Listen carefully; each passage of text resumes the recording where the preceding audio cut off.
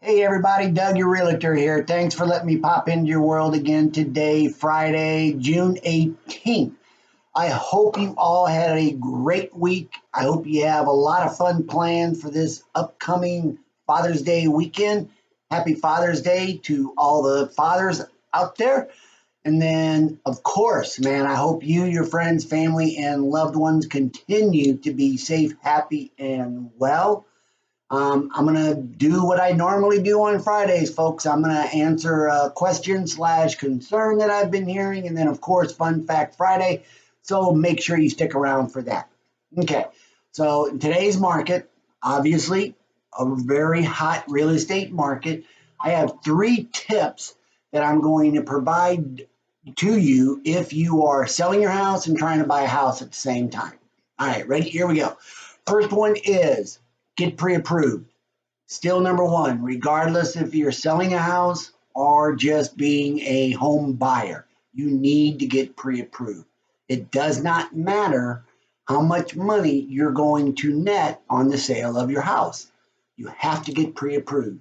Or if you are paying cash, you need to validate it. So you need to get documentation showing where that money is coming from. Again, that is a pre-approval. Second one is working with too little cushion. And what I mean by that is I know it's a hot market out there, but what if it softens a little bit?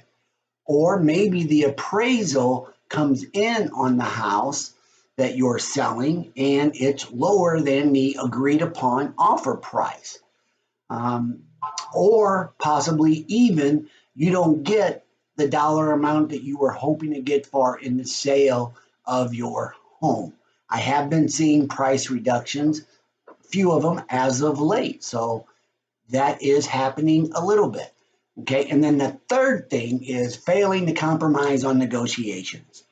Again, I know the real estate market is hot, but you have a couple of dominoes in these transactions. So stress is high. You're stressed on the selling of your house. You're stressed on the buying of another property. The buyers of your home are stressed out, and the sellers of the house that you're buying are stressed out. So compromise if you can on the negotiations. You could still do that and make it a win-win-win situation for everybody. So those are the 3 tips that I would provide for someone who is thinking about or who is selling and buying a property in today's real estate market, in any market, really. Okay, so that's all I got. If you have any questions in regards to that or any other questions, ship them to me. I'll be more than happy to address them in future Friday weekly video series. Okay, ready? Here we go. Fun Fact Friday. It is Father's Day weekend, so it's kind of going to be geared towards Father's Day. All right. Did you know that Father's Day was invented or first honored on June 19th, 1910? The individual was a woman, Mrs. Sonora Smart Dodd, I believe her name was. Her and her father were at a church, and she was listening to a Mother's Day sermon. Okay, and she wanted to honor her father. I mean, her father was a veteran, a single parent of 6 kids, and that sermon that she heard on Mother's Day prompted her to honor her father, and that's how it all started. So thank you, Mrs. Dodd. Okay, doke. And then let's see what else. Oh, now this is a father-son related story. The creator of Winnie the Pooh had a son. Son's name was Christopher Robin. I never knew that, actually. But anyway, the creator of Winnie the Pooh bought his son a teddy bear on his first birthday.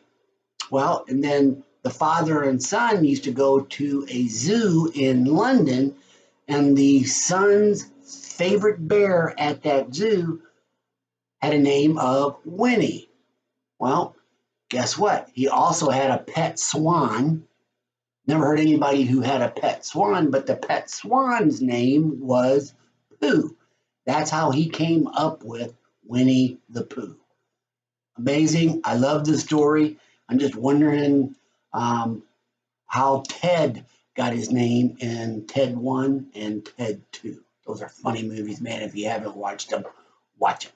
Okay, let's see. Oh, Hallmark said that it is the fourth largest card sending occasion holiday in the US. Like 72 million cards are going to be sent. And the consumers are going to spend like $20 billion on Father's Day this year, 2021.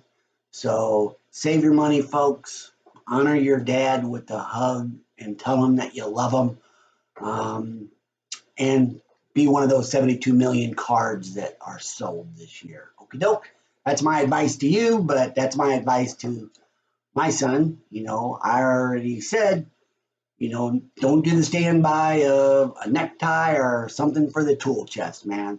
I've already said I want to barbecue and, sit my ass in the pool on Sunday. So I hope you guys really enjoy your Father's Day Sunday as well, too.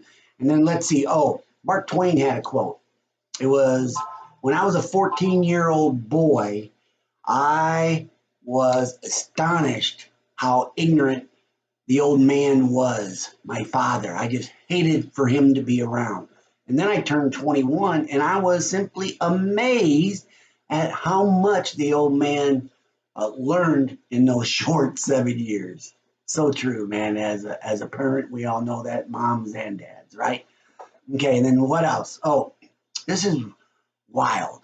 But evidently in 2010, the oldest father was a person from India. He was 94 years old. But that record got broken 2 years later because that same individual had another kid. So he broke his own record 2 years later. Amazing. Anyway, folks, that is all I got. Again, I hope you had a great week and I hope you have a great weekend. Happy Father's Day to all the pops out there, man. Okay, talk to you next week. God bless.